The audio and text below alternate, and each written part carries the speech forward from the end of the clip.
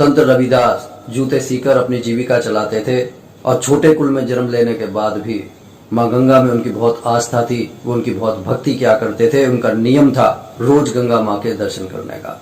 एक बार किसी कारणवश जब वो गंगा माँ के दर्शन करने ना जा सके, तब एक जाते हुए राहगीर से विनती की, जो एक ब्राह्मण था, कि ये मुद्रा जाकर गंगा माँ को अर्पित कर दें।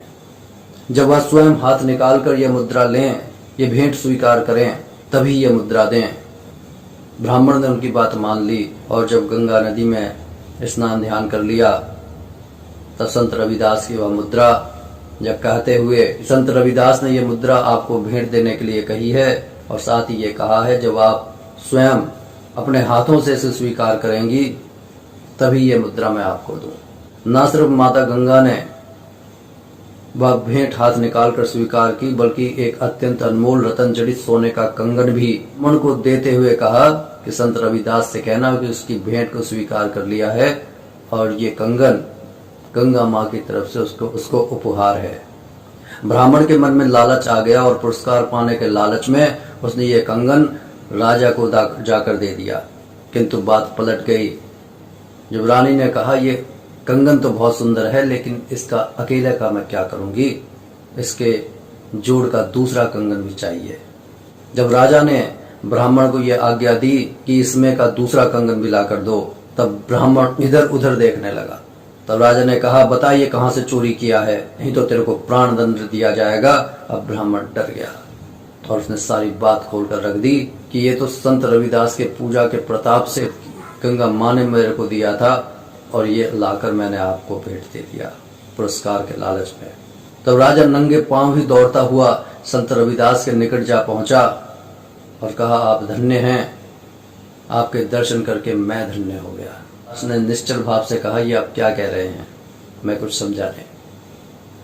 तब राजन ने सारी बात बताई कि माँ गंगा ने ये कंगन तुम्हारे को देने के लिए इस ब्राह्मण को दिया था, किंतु इसने पुरस्कार के लालच में ये लाकर मुझे दे दिया। इस पर तुम्हारा हक है, ये आप रखिए अपने पास। संत रविदास की आंखों से अविरल आंसू बहने लगे और उन्होंने कहा कि माँ गंगा ने मेरी भेंट स्वीकार की और ये उपहार स्वरूप मेरे को दिया, आज मैं धन्य हो गया। किंतु हे राजन, इस कंगन का मैं क्या करूंगा, ये आप ले जाएं, ये रानी को दे दें।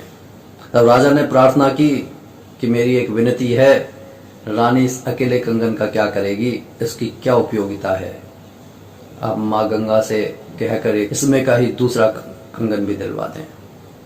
तब कुछ ब्राह्मण कहने लगे, इस पाखंडी को माँ गंगा कंगन भेंट करेंगी, अब दूध का दूध और पानी का पानी हो जाएगा, चलिए गंगा जी के घाट पर। संत रविदास ने कहा कि यदि मेरी भक्ति में इतनी शक्ति है तो वहां गंगा जी के घाट पर जाने की क्या आवश्यकता है, यहीं कठौती में गंगा माता प्रकट होंगी, नहीं तो मैं यहीं पर देह त्याग दूंगा। और वह हाथ जोड़कर वहीं कठौती के सामने बैठ गए और माँ गंगा प्रकट हुई, उसकी भक्ति की लाज रखी और वह गंगा जो चाहिए था उसे दी। ब्राह्मणों को उनकी बात का जवाब मिल गया, संत रविदास को उनकी भक्ति मिल गई, राजा को उसका कंगन मिल गया। और उसी समय से ये कहावत प्रचलित हो गई कि मन चंगा तो कठौती में गंगा। बोलो जय जय सीताराम।